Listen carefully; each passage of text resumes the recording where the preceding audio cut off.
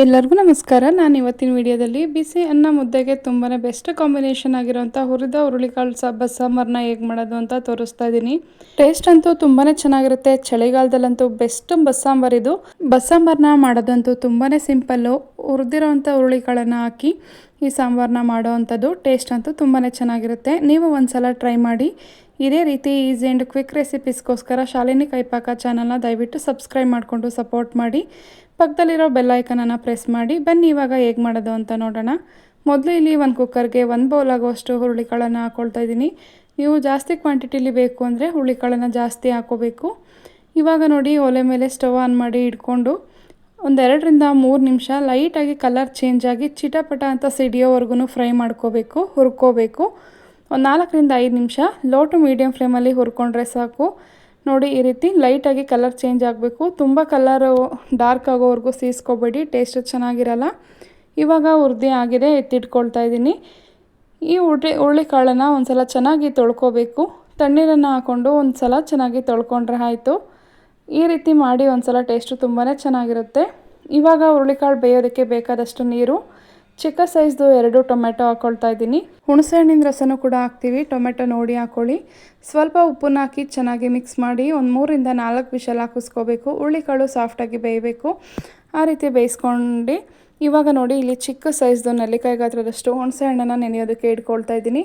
ಈ ಕಡೆ ಚಿಕ್ಕ ಸೈಜ್ದು 2 ಈರುಳ್ಳಿ, 1 ದಪ್ಪ ಗಾತ್ರದಷ್ಟು ಸೈಜ್ದು 1 ಬೆಳ್ಳುಳ್ಳಿ ಗಡ್ಡೆನ ಈ ರೀತಿ ಚೆನ್ನಾಗಿ ಸುಟ್ಟಿ ಇಟ್ಕೋಬೇಕು.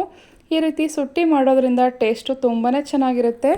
ಇವಾಗ ಖಾರಕ್ಕೆ ತಕ್ಕಷ್ಟು ಒಣಮೆಣಸಿನಕಾಯಿನೂ ಕೂಡ ಈ ರೀತಿ ಡ್ರೈ ರೋಸ್ಟ್ ಮಾಡಿ ಇಟ್ಕೊಂಡಿದ್ದೀನಿ.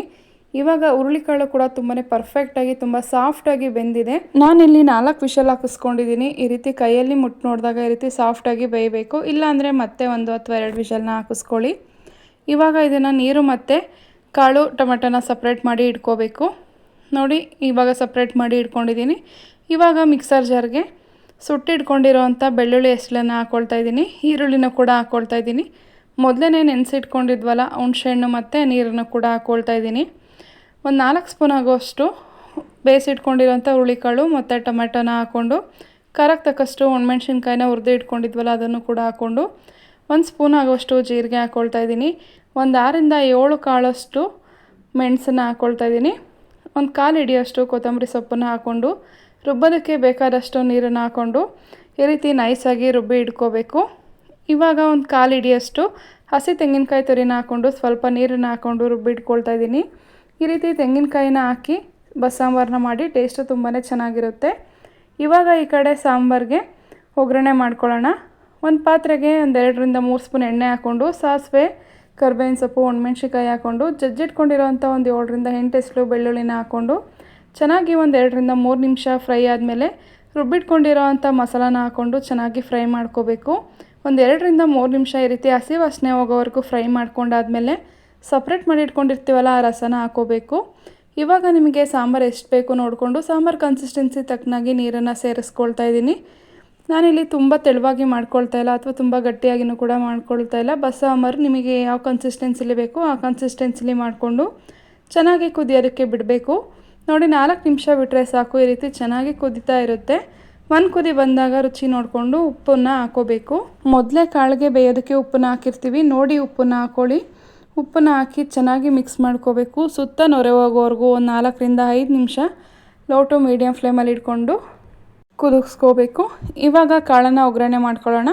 ಒಂದು ಬಾಣಲೆ ಇಟ್ಕೊಂಡಿದ್ದೀನಿ. ಬಾಣಲೆಗೆ 2 ರಿಂದ 3 ಸ್ಪೂನ್ ಎಣ್ಣೆ ಹಾಕ್ಕೊಳ್ತಾ ಇದ್ದೀನಿ. ಎಣ್ಣೆ ಚೆನ್ನಾಗಿ ಕಾಯ್ದಾದ್ಮೇಲೆ ಒಂದು 1/4 ಸ್ಪೂನಷ್ಟು ಸಾಸಿವೆ ಹಾಕ್ಕೊಂಡು, ಸಾಸಿವೆ ಚೆನ್ನಾಗಿ ಚಿಟಪಟ ಅಂತ ಸಿಡಿದು ಆದಮೇಲೆ ಒಣಮೆಣ್ಸಿನ್ಕಾಯಿ, ಕರಿಬೇವನ್ನ ಹಾಕ್ಕೊಂಡು ಅದೆಷ್ಟೋ 1 ನಿಮಿಷ ಫ್ರೈ ಆದಮೇಲೆ 2 ಈರುಳ್ಳಿನ, ಮೀಡಿಯಮ್ ಸೈಜ್ ಈರುಳ್ಳಿನ ಈ ರೀತಿ ಚಿಕ್ಕದಾಗಿ ಕಟ್ ಮಾಡಿ ಹಾಕ್ಕೊಳ್ತಾ ಇದ್ದೀನಿ.